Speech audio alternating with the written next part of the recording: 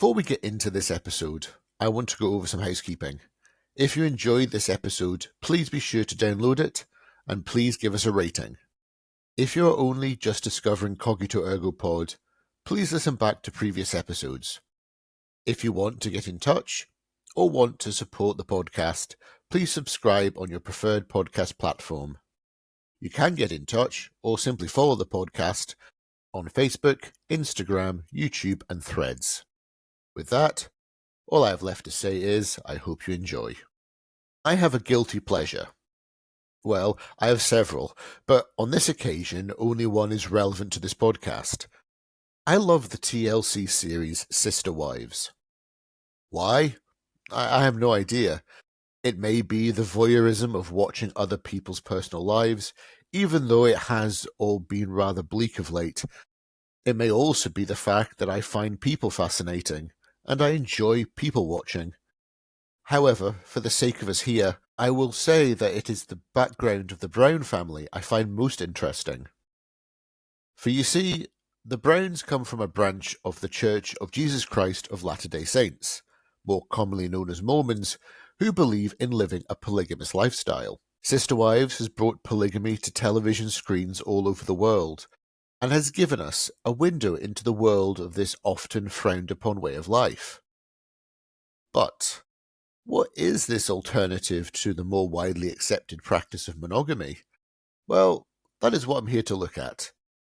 We shall traverse the world and look at the cultures and religions which have or currently practice this way of life. This is Cogito Ergo Pod. I am your host Daniel, and in this episode we will look at the surprisingly global practice of polygamy and how this is perceived in different cultural and religious settings.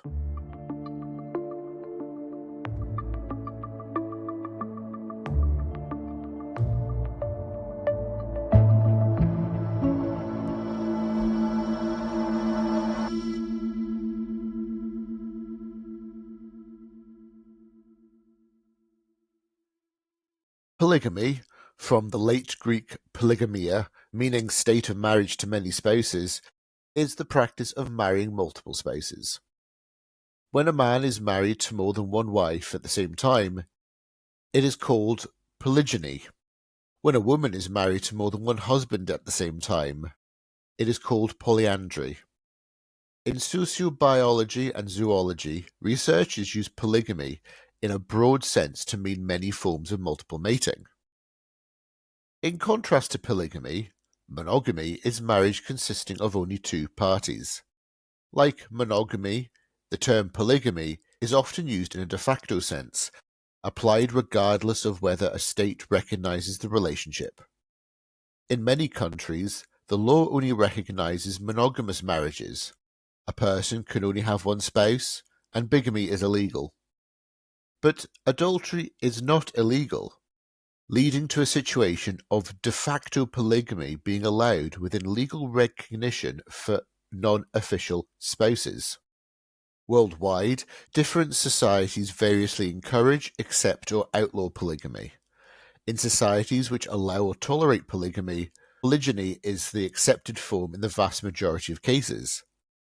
According to the Ethnographic Atlas Codebook, of the 1,231 societies noted between 1960 to 1980, 588 had frequent polygyny, 453 had occasional polygyny, and 69 were monogamous, and 4 had polyandry.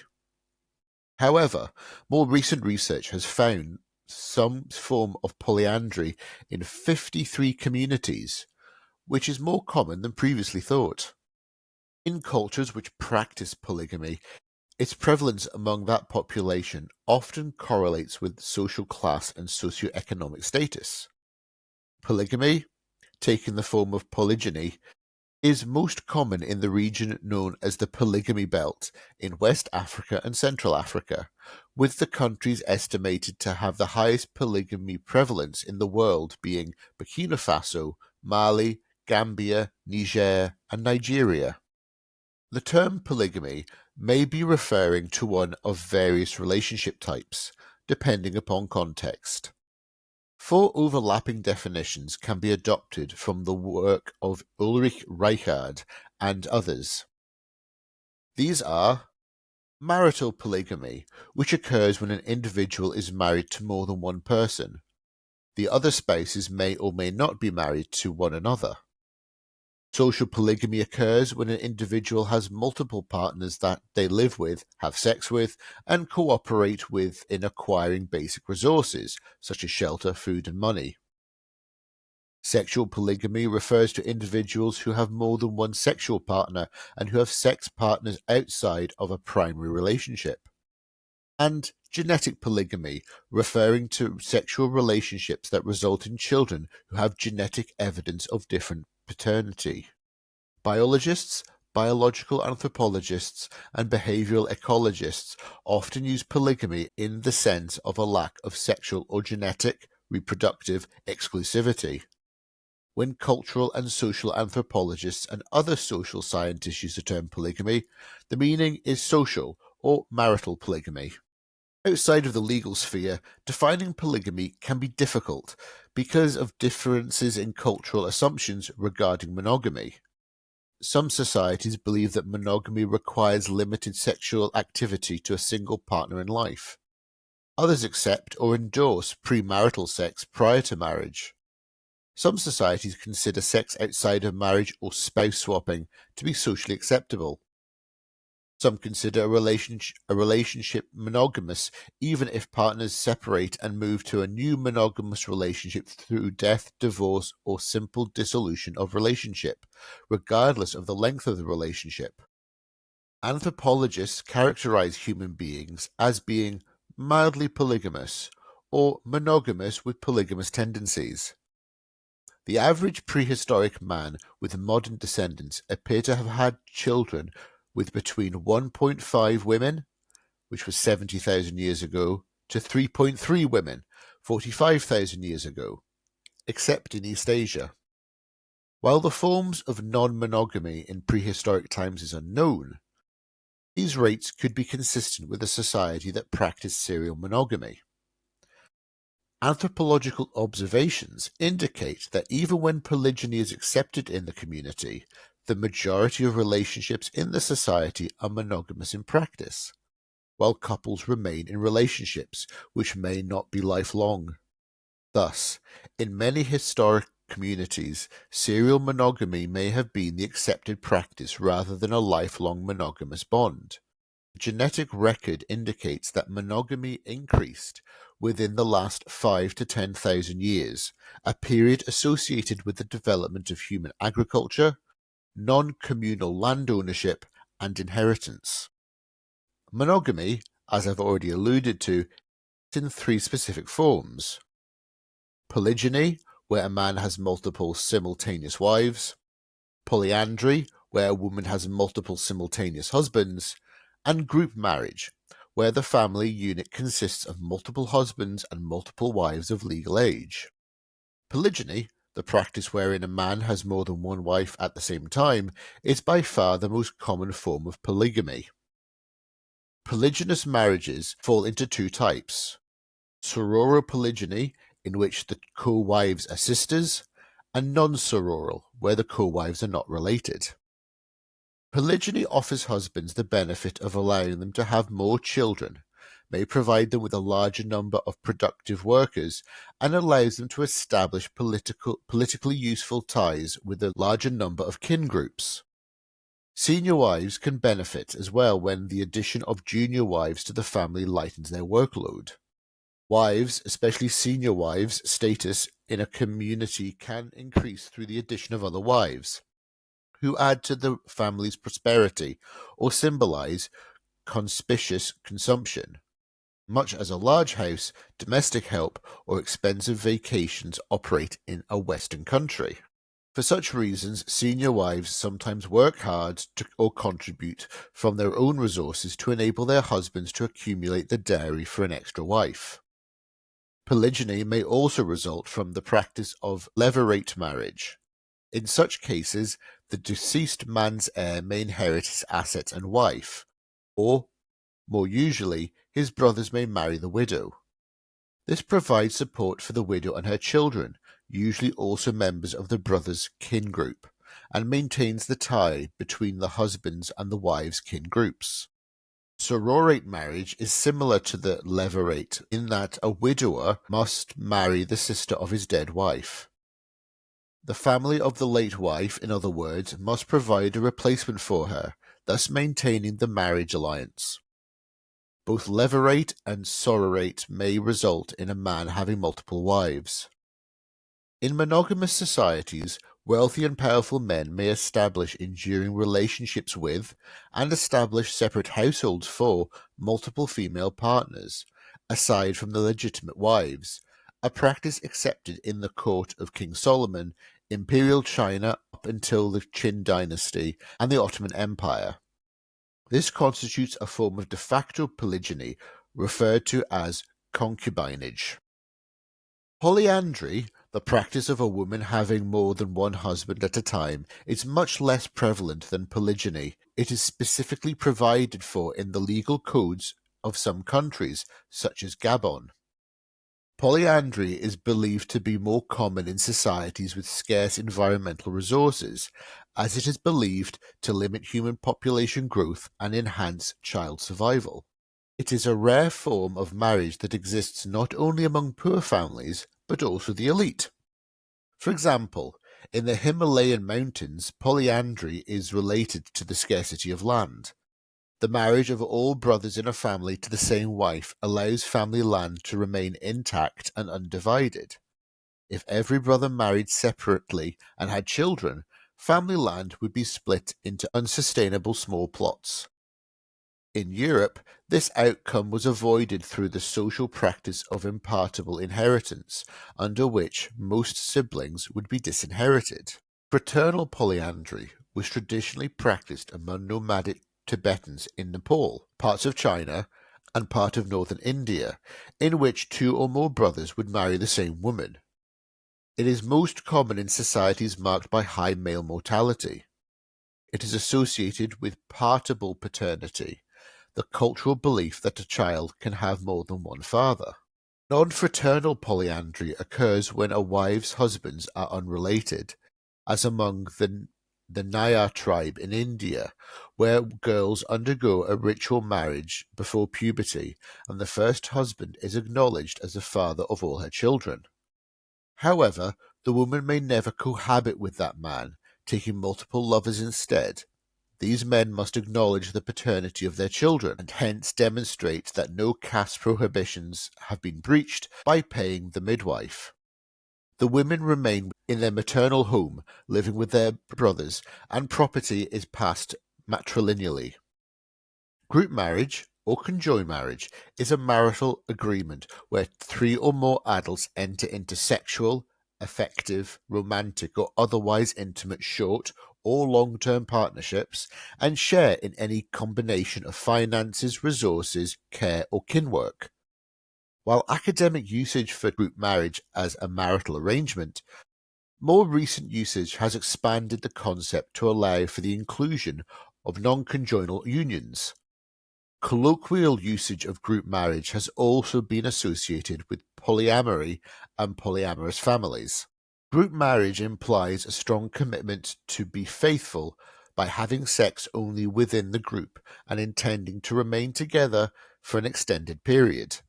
The group may be open to taking on new partners, but only if all members of the family agree to accept the new partner as a partner. The new person then moves into the household and becomes an equal member of the family. The most common form of group marriages appears to be a triad of two women and a man, or less often, two men and one woman. I know now that you're all thinking, but Daniel, where is all the religion and stuff? Isn't this a religion and stuff podcast? Well, you're right. I only wanted to lay the groundwork as to what polygamy from a sociological and anthropological standpoint was. However, with all that being covered, we can now move on to the religious perspectives of polygamy. I'm going to cover religions in chronological order, from oldest to most recent, though I'm sure this could probably be debated. In Hinduism, The Rig Veda mentions that during the Vedic period, in the late Bronze to early Iron Age, a man could have more than one wife. The practice is attested in epics like the Ramayana and Mahabharata. The Dharma Ashras permit a man to marry women providing that the first wife agrees to marry him. Despite its existence, it is most usually practiced by men of higher status. Common people were only allowed a second marriage if the first wife could not bear a son or there was some dispute, because there is no law for divorce in Hinduism. According to the Vishnu Smriti, the number of wives one could have is linked to one's social class, referred to as Varna. A Brahmana, or priestly class, could take 4 wives. A Kshatriya, or warrior class, could take 3 wives. A Vaishya, or business class, could take 2 wives. And a Shudra, or working class, could only take 1 wife. This linkage of the number of permitted wives to the Varna system is also supported in a number of other areas. The Apastamba Dharma Sutra and the Manusmriti allow marriage to the second wife if the first one is unable to discharge her religious duties or is unable to bear a child or have any dispute, because in Hinduism, as I've said, there was no law for divorce. For a Brahmana, only 1 wife could rank as the chief consort, who performed the religious rites along with the husband. The chief consort had to be of an equal class. If a man married several women from the same class, then the eldest wife held the position of chief consort. The Hindu Marriage Act was enacted in 1955 by the Indian Parliament and made polygamy illegal for everyone in India except for Muslims. Prior to 1955, polygamy was permitted for Hindus. Marriage laws in India were dependent upon the religion of the parties in question. At this point, I'm going to sneak a little bit about Celtic paganism in. Why? Because Celtic paganism comes from Proto-Celtic paganism, which in turn is derived from Proto-Indo-European paganism, and this in turn has links to Vedic traditions found in early Hinduism. Problem is that we do not have that much information about polygamy in Celtic paganism, other than that found in sources from the Roman imperial period. Some pre-Christian Celtic pagans were known to practice polygamy, although the Celtic peoples wavered between it, monogamy, and polyandry depending on the time period and the area. In some areas, this continued even after Christianization began. For instance, the Behon laws of Gaelic Ireland explicitly allowed for polygamy, especially among the noble class. Some modern Celtic pagan religions accept the practice of polygamy to varying degrees, though how widespread the practice is within these religions is unknown. With regards to Zoroastrian, there is limited information about its position regarding polygamy. There is no passage in the Avastra, the primary collection of religious literature in Zoroastrianism, that favours polygamy or monogamy. However, tradition holds that Zoroaster had 3 wives. Polygamy appears to have been a right reserved for spiritual dignitaries and aristocrats. It is mentioned in foreign writings, such as the 6th century CE letter of Tansar, which says, "To have many children is fitting for the populace, but kings and nobles take pride in the smallness of their families." It was also written in the 4th century CE by the Roman soldier and historian Ammianus Marcellinus, writing about Zoroastrian communities. Marcellinus said, "Each man according to his means contrasts many or few marriages, whence their affection, divided as it is among various objects, grows cold." Meanwhile, Judaism represents the first of our Abrahamic faiths on this list. The Torah contains a few specific regulations that apply to polygamy, such as Exodus 21:10, which states, "If he takes another wife for himself, her food, her clothing, and her duty of marriage shall he not diminish." Deuteronomy 21:15-17 states that a man must award the inheritance due to a firstborn son to the son who was actually born first, even if he hates that son's mother and likes another wife more. Deuteronomy 17:17 states that a king shall not have too many wives. Despite its prevalence in the Hebrew Bible, some scholars do not believe that polygyny was commonly practiced in the biblical era because it requires a significant amount of wealth. Harvard lecturer Michael Coogan contrasts this when he states that polygyny continued to be practiced well into the biblical period, and it is attested among Jews as late as the 2nd century CE. Dead Sea Scrolls show that several smaller Jewish sects forbade polygamy before and during the 1st century. The rabbinical era, beginning with the destruction of the Second Temple in 70 CE, saw a continuation of some degree of legal acceptance for polygamy. Statements in the Talmud include, "If a man declares, 'Be thou betrothed to half a man,' she is betrothed. Half of thee be betrothed to me, she is not betrothed." And elsewhere, "A man may marry wives in addition to the first wife, provided only that he possesses the means to maintain them," though another opinion in the Talmud requires divorcing a first wife before taking a second. In practice, polygamy was extremely rare in Jewish society in the Talmudic period. Later on, the Jewish codices began a process of restricting polygamy in Judaism. Most notable, though more specifically for Ashkenazi Jews, was the Synod of Rebbeinu Gershon, in which, in about 1000 CE, Gershom called a synod. The assembly led by Gershom instituted a ban on polygamy, but this ban was not well received by the Sephardic communities. In addition to the ban, Gershom also introduced a law called Herer Mea Rabbinim, which allowed a man to remarry with the permission of 100 rabbis from different countries. Polygamy was common among Jewish communities in the Levant, possibly due to the influence of Muslim society, with 17% of divorce claims by women being due to complaints over husbands taking additional wives.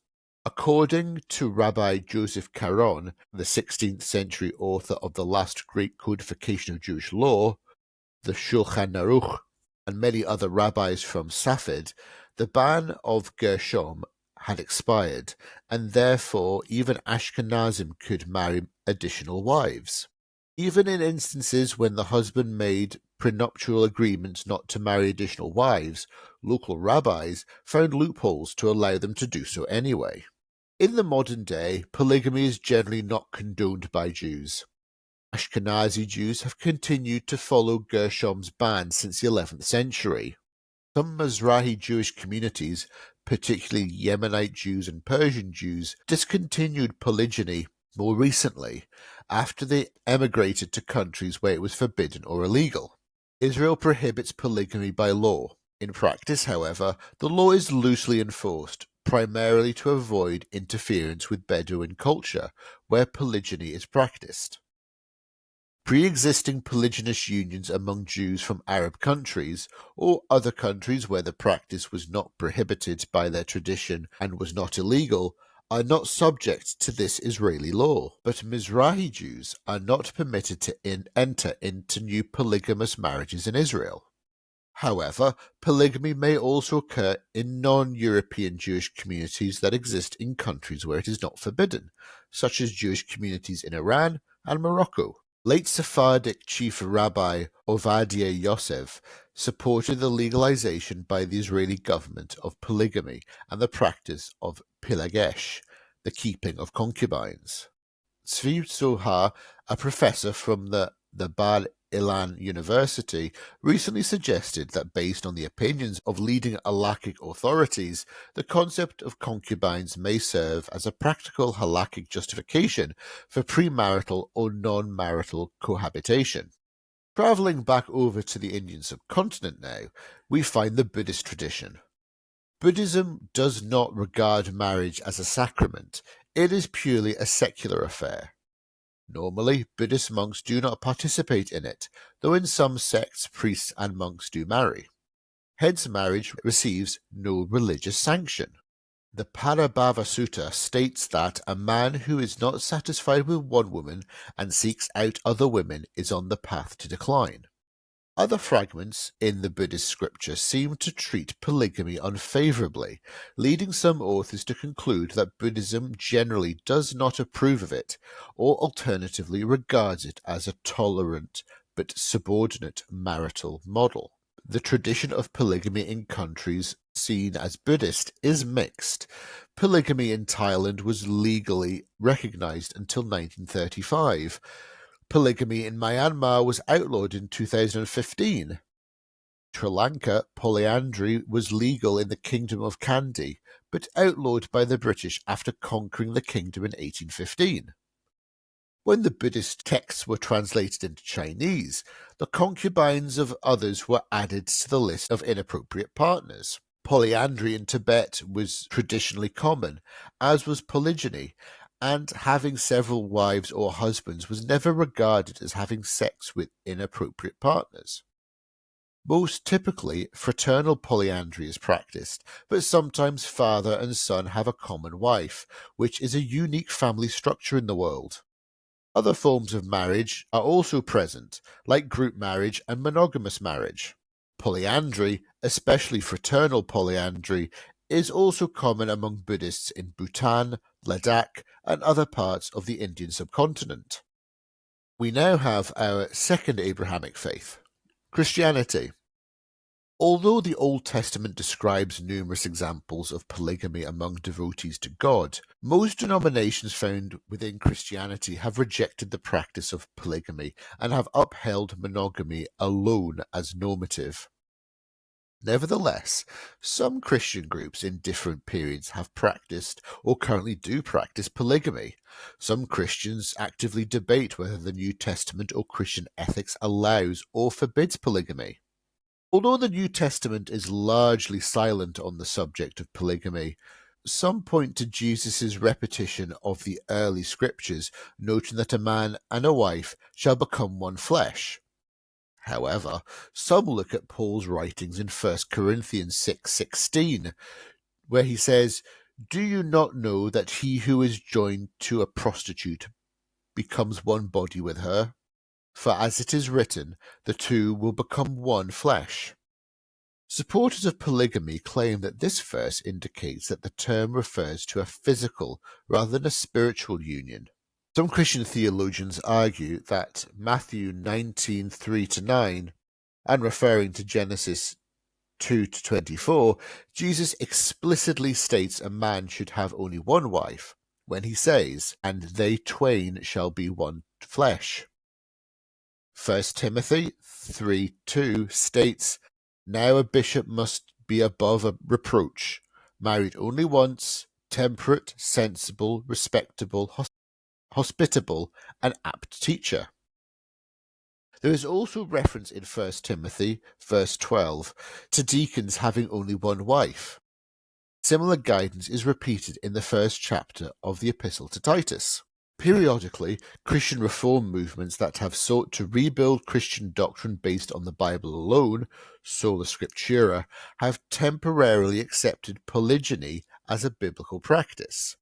For example, during the Protestant Reformation, in a document which was simply referred to as the Beichtrat, or the Confessional Advice, our old friend Martin Luther granted the Landgrave Philip of Hesse, who, for many years, had been living constantly in a state of adultery and fornication, a dispensation to take a second wife.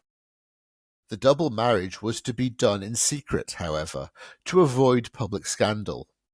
For some 15 years earlier, in a letter to the Saxon Chancellor Gregor Bruck, Luther stated that he could not forbid a person to marry several wives, for it does not contradict Scripture. In sub-Saharan Africa, tensions have frequently erupted between advocates of the Christian insistence on monogamy and the advocates of the traditional practice of polygamy. For example, Swati III, the Christian king of Eswatini, has 15 wives. In some instances, in recent times, there have been moves for accommodation. In other instances, churches have strongly resisted such moves. African independent churches have sometimes referred to those parts of the Old Testament that describe polygamy in defense of the practice. The illegality of polygamy in certain areas creates, according to certain Bible passages, additional arguments against it. Paul the Apostle writes, "Submit to the authorities, not only because of possible punishment, but also because of conscience." Romans 13:5. The authorities that exist have been established by God. Romans 13:1. St. Peter concurs when he says, or at least is credited with saying, that to submit ourselves for the Lord's sake to every authority instituted among men, whether it be king as the supreme authority or to governors who are sent by him to punish those who do wrong and to commend those who do right. 1 Peter 2:13-14. Pro-polygamists argue that, as long as polygamists currently do not obtain legal marriage licenses nor seek common law marriage status for additional spouses, no enforcement laws are being broken any more than when monogamous couples similarly cohabited without a marriage license. The Roman Catholic Church condemns polygamy. The Catechism of the Catholic Church lists it in paragraph 2387 under the heading Other Offences Against the Dignity of Marriage, and states that it is not in accord with the moral law. Also in paragraph 1645 under the head The Goods and Requirements of Conjugal Love states the unity of marriage distinctly recognized by our Lord is made clear in the equal personal dignity which must be accorded to husband and wife in mutual and unreserved affection. Polygamy is contrary to conjugal love, which is undivided and exclusive. St. Augustine saw conflict with the Old Testament polygamy.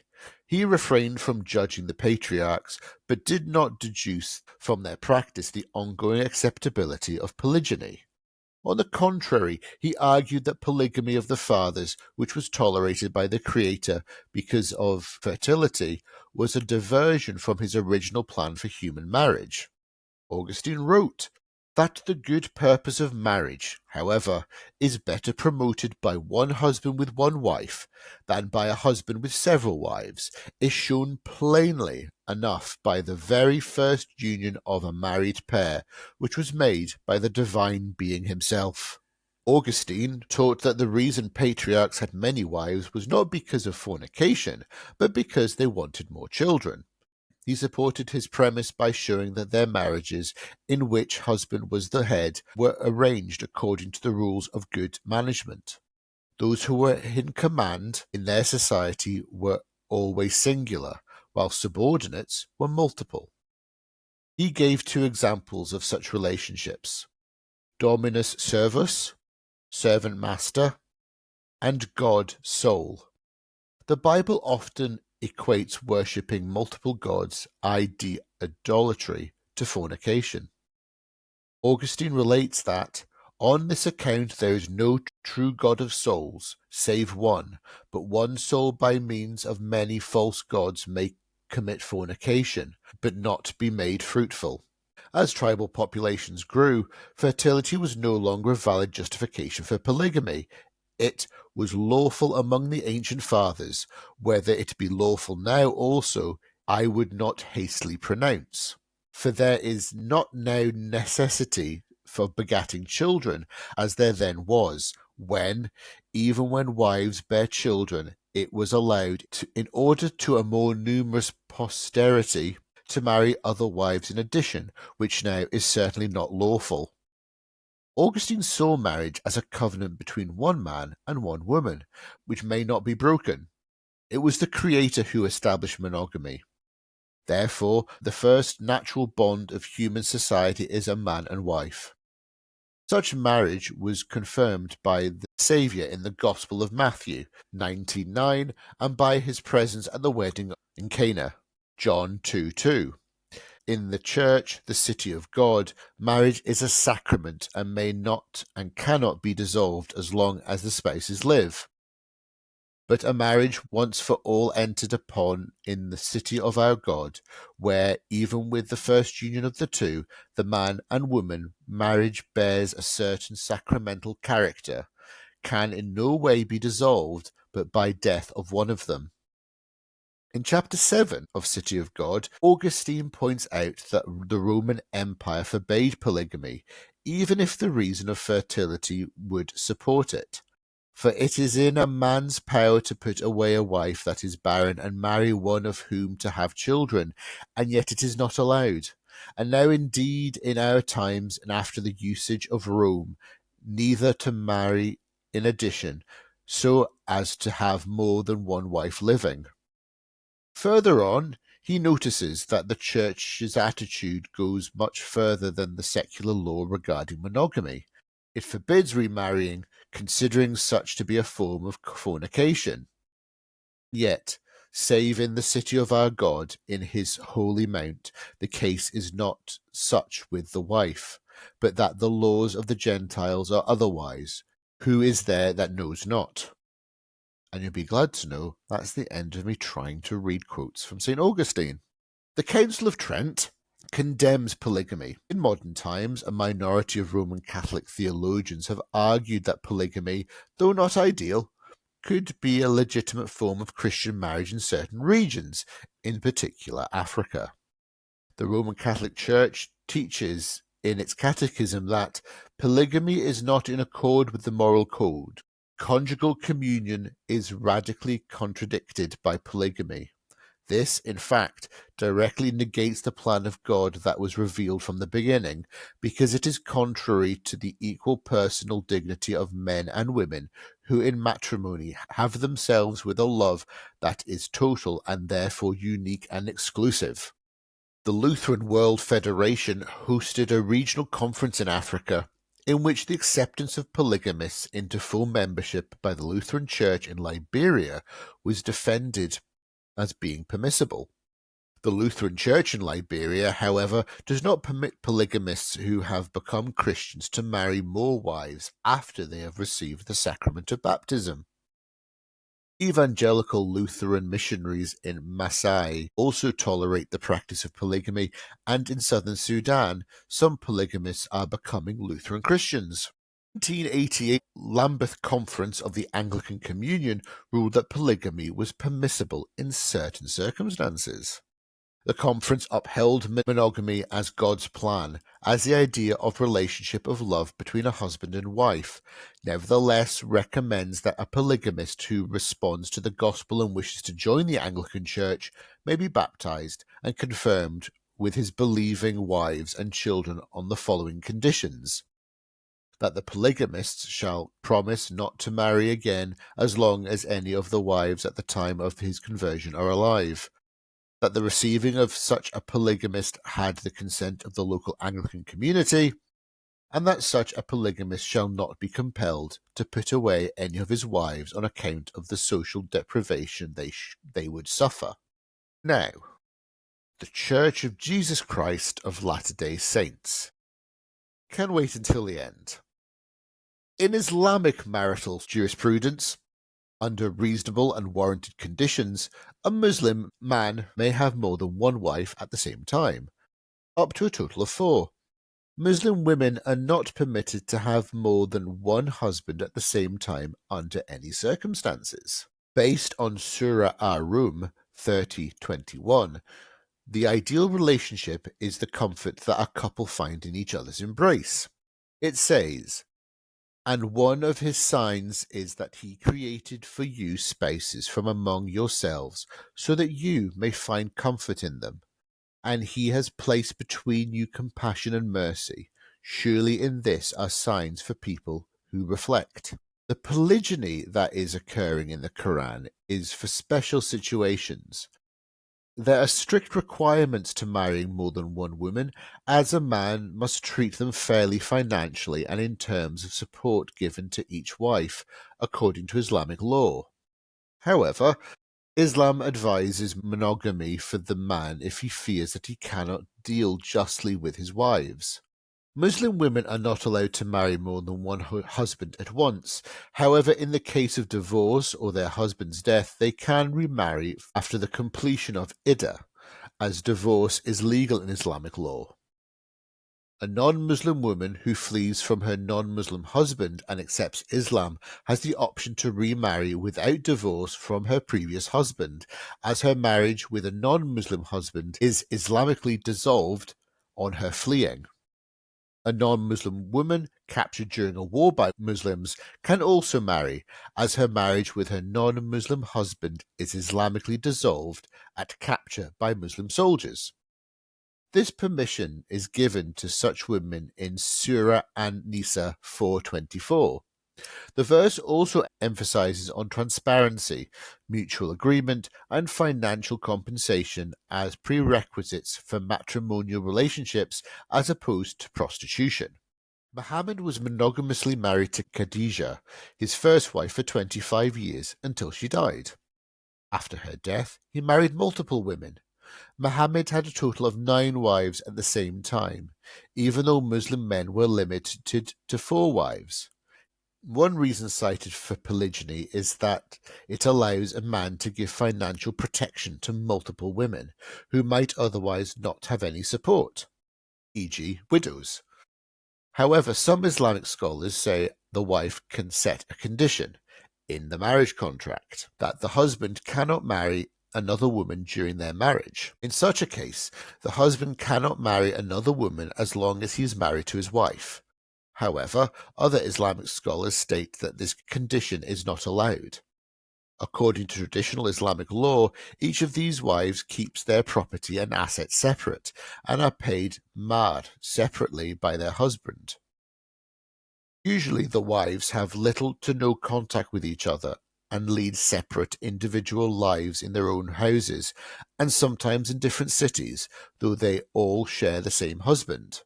In the most Muslim-majority countries, polygyny is legal, with Kuwait being the only one where no restrictions are imposed on it.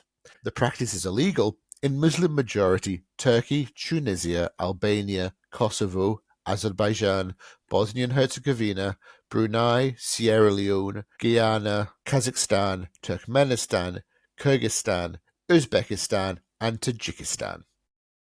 Countries that allow polygyny typically also require a man to obtain permission from his previous wives before marrying another, and requires the man to prove that he can financially support multiple wives. In Malaysia and Morocco, a man must justify taking an additional wife at a court hearing before he is allowed to do so. In Sudan, the government encouraged polygyny in 2001 to increase the population. Now, I have saved this final religious group until the end because, well, you can guess why. The Church of Jesus Christ of Latter-day Saints, or more simply known as Mormons, is possibly the most recognized in any conversation about polygamy. In accordance with what Joseph Smith indicated was a revelation, the practice of plural marriage, the marriage of one man to 2 or more women, was instituted among members of the Church of Jesus Christ of Latter-day Saints. Despite Smith's revelation, the 1835 edition of the 101st section of the Doctrine and Covenants, written after the doctrine of plural marriage began to be practiced, publicly condemned polygamy. This scripture was used by John Taylor in 1850 to quash Mormon polygamy rumours in Liverpool, England. Polygamy was also illegal in the state of Illinois during the 1839-44 Nauvoo era, when several top Mormon leaders, including Smith, Brigham Young, and Heber C. Kimball, took multiple wives. Mormon elders who publicly taught that all men were commanded to enter plural marriage were subject to harsh discipline. After Joseph Smith was killed by a mob on the 27th of June 1844, the main body of Latter-day Saints left Nauvoo and followed Brigham Young to Utah, where the practice of plural marriage continued. In 1852, Brigham Young, the second president of the LDS Church, publicly acknowledged the practice of plural marriage through a sermon he gave. Additional sermons by top Mormon leaders on the virtues of polygamy followed. Controversy followed when polygamy became a social cause. Writers began publishing works condemning it. The key plank of the Republican Party's 1856 platform was to prohibit in the territories those twin relics of barbarism, polygamy and slavery. In 1862, Congress issued the Morrill Anti-Bigamy Act, which clarified that the practice of polygamy was illegal in all U.S. territories. The LDS Church believed that their religiously based practice of plural marriage was protected by the United States Constitution. However, the unanimous 1878 Supreme Court decision, Reynolds v. United States, declared that polygamy was not protected by the Constitution based on the long-standing legal practice that laws are made for the government of actions. While they cannot interfere with mere religious belief and opinions, they may with practices. Increasingly harsh anti-polygamy legislation in the US led some Mormons to emigrate to Canada and Mexico. In 1890, LDS Church President Wilford Woodruff issued a public declaration, the Manifesto, announcing that the LDS Church had discontinued new plural marriages. Anti-Mormon sentiment waned, as did opposition to statehood for Utah. The Smoot hearings of 1904, which documented that the LDS Church was still practicing polygamy, spurred the LDS Church to issue a second manifesto against claiming that it had ceased performing new plural marriages. By 1910, the LDS Church excommunicated those who entered into or performed new plural marriages. Even so, plural husbands and wives continued to cohabit until their deaths in the 1940s and 1950s. Enforcement of the 1890 Manifesto caused various splinter groups to leave the LDS Church in order to continue the practice of plural marriage. Polygamy among those groups persists today in Utah and neighboring states, as well as in spin-off colonies. Polygamous churches of Mormon origin are often referred to as Mormon fundamentalist churches, even though they are not part of the LDS Church. Such fundamentalists often use the purported 1886 revelation to John Taylor as a basis for their authority to continue the practice of plural marriage. The Salt Lake Tribune stated in 2005 that there were as many as 37,000 fundamentalists, with at least more than half of them living in polygamous households. The Council of Friends, also known as the Woolley Group and the Priesthood Council, was one of the original expressions of Mormon fundamentalism, having its origins in the teachings of Lawrence C. Woolley, a dairy farmer excommunicated from the church in 1924. Several Mormon fundamentalist groups claim lineage through the Council of Friends, including, but not limited to, the Fundamentalist Church of Jesus Christ of Latter-day Saints, LDS Church, the Apostolic United Brethren, the Centennial Park Group, the Latter-day Church of Christ, and the Righteous Branch of the Church of Jesus Christ of Latter-day Saints. Try saying those after a drink or two. The Community of Christ, known as the Reorganized Church of Jesus Christ of Latter-day Saints, or RLDS Church, prior to 2001, had never sanctioned polygamy since its foundation in 1860. Joseph Smith III, the first prophet president of the RLDS Church following the reorganization of the church, was an ardent opponent of the practice of plural marriage throughout his life. For most of his career, Smith denied that his father had been involved in the practice and insisted that it had originated with Brigham Young. Smith served many missions to the western United States, where he met with and interviewed associates and women claiming to be widows of his father, who attempted to present him with evidence to the contrary. Smith typically responded with such accusations by saying that he was not positive nor sure that his father was innocent, and that if indeed the elder Smith had been involved, it was still a false practice. However, many members of the Community of Christ and some of the groups that were previously associated with it are not convinced that Joseph Smith practiced plural marriage, and they believe that the evidence which indicated that he practiced it is flawed. Finally, there has to be a mention of the TLC sister wives. On the 13th of December 2013, US federal judge Clark Wadhoops ruled in Brown v. Booman that the portions of Utah's anti-polygamy laws which prohibit multiple cohabitations were unconstitutional, but also allowed Utah to maintain its ban on multiple marriage licenses. Unlawful cohabitation, where prosecutors did not need to prove that a marriage ceremony had taken place, only that a couple had lived together, had been the primary tool used to prosecute polygamy in Utah since the 1882 Edmunds Act. Well, there we have it, folks. Polygamy. The roots of this marital practice run deep throughout the world and go back to the dawn of civilization. Upon researching this subject, I was surprised how ingrained polygamous practices are globally. Granted, the prevalence of polygyny could be used as an indicator of male-centric domination in many societies, but that is not what I am here to talk about. I wanted to highlight that the existence of polygamy isn't something that can be labelled as fringe or counterculture. It is, for many people around the world, the norm. Just because it doesn't fit in our Western understanding of marriage, that doesn't mean that it should be seen as other. At one time, polygamy was accepted in a number of areas around Europe, but now that it is either forgotten or seen as an echo of a time when paganism dominated, before our understanding of civilization won out. For the sake of civility, I'll ignore the role Christianity played in demonizing polygamy the world over. Oops, on that bombshell, I would like to thank you all for listening. If you have enjoyed this episode, please could you be sure that you go and download it, and please give us a rating. If you have only just discovered Cogito Ergo Pod, where have you been? You better go and listen back to previous episodes. If you want to get in touch or want to support the podcast, please subscribe on your preferred podcast platform. If you are in a polygamist relationship or know someone who is, please get in touch. I would love to talk to you. Maybe understand what it is a little bit better.